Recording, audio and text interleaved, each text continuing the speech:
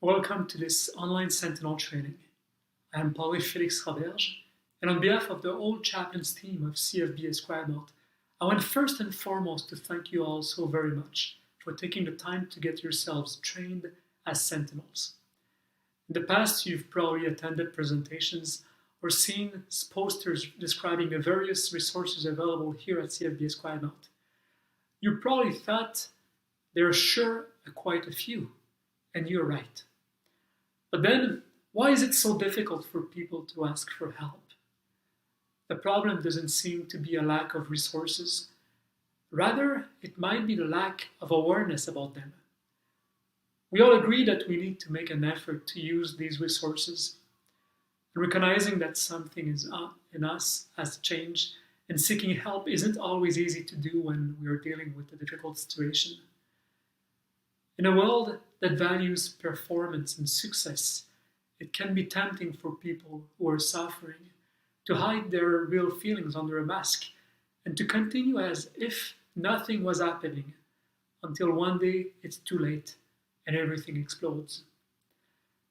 In reality, presentations, posters, the chain of command, healthcare professionals, and even the unit Padre aren't enough to pull down these masks. All members of the CAF themselves need to join the collective effort. And let's face it, nobody is in a better position to see a change in behavior or mood in us than the people with whom we work with every day.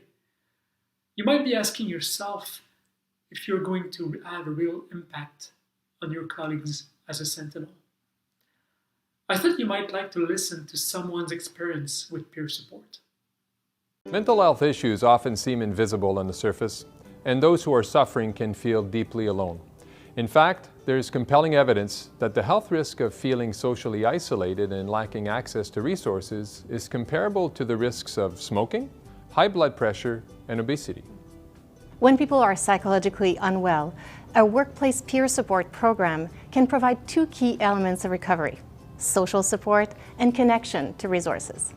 For those who are suffering, peer support can alleviate the feeling of social isolation in the workplace by giving them access to someone who can help them understand what they're going through, guide them down the path to recovery, and ever so importantly, give them hope. After a decade with the Canadian Armed Forces, I returned home from a grueling 11 months in Rwanda. That return was extremely painful and difficult, and to this day seems like a blur. For many years, I struggled with post-traumatic stress disorder and depression, but it was the action of a few sympathetic colleagues at work, and later one particular superior, that truly made a difference, allowed me to reach a turning point and begin to recover. Later, I realized that this wasn't just an isolated experience. This phenomenon had previously been documented as peer support. We have reached a turning point. Employers are prepared to start addressing the mental health issues that are significantly impacting their business. Over the past several years, we have talked about mental health a great deal and taken some good actions. It's time now to go further. A peer support program as part of a comprehensive workplace mental health strategy is a powerful solution that can change lives, and as I've seen firsthand, even save lives. Back in 2007, I was the unit chaplain of 5 Service Battalion at CFB Valcartier in Quebec.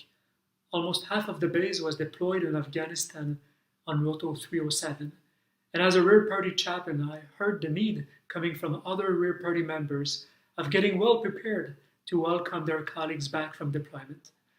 That's when the Sentinel program was created. Since then, I have witnessed that lives were saved and continue to be thanks to that peer-to-peer support program. What you're about to learn and discuss with Padre Chris Willis and Padre Kevin Sam won't be complicated and maybe not new at all for you, but it's often what is simple that impacts our lives the most.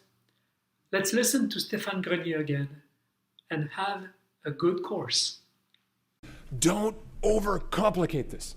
If it becomes too complex, it will die. It will just die. It will get infected with complexities, and all of a sudden you'll have people, peer support workers, saying, well, I'm sorry, I have to leave you right now because I have to go fill in the database. I have to go to my next appointment. I have to compile my notes. I have to go to a meeting. And years ago, in a unionized environment for my workers, I was getting complaints. I was getting complaints from other workers who weren't peer support workers, who would never see my peer workers. And in their mind, they thought, they're not at work. They're not in the office. And I had to say, well, I don't want them in the office.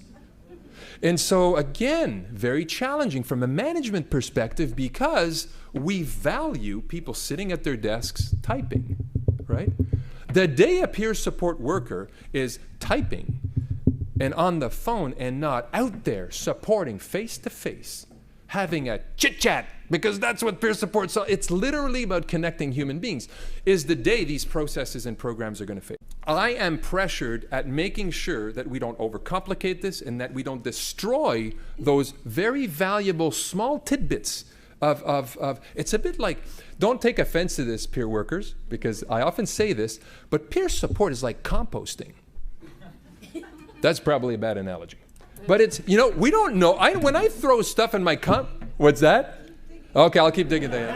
When I throw stuff in my compost bin in the back, the reason I say this is that I don't quite understand what happens in there. You know, and if we were to try to really figure it all out, we'd really have a complicated, right? But we just compost, and at the end of it all, what we get is this really rich earth, right? And really, that's what happens with peer support. It kind of fills in all those gaps that our system has been allowed to grow, these gaps. And when you allow peer support to compost, it produces this nice, organic, rich material. And if we overcomplicate composting, and we just don't let it be, it's not going to work, right?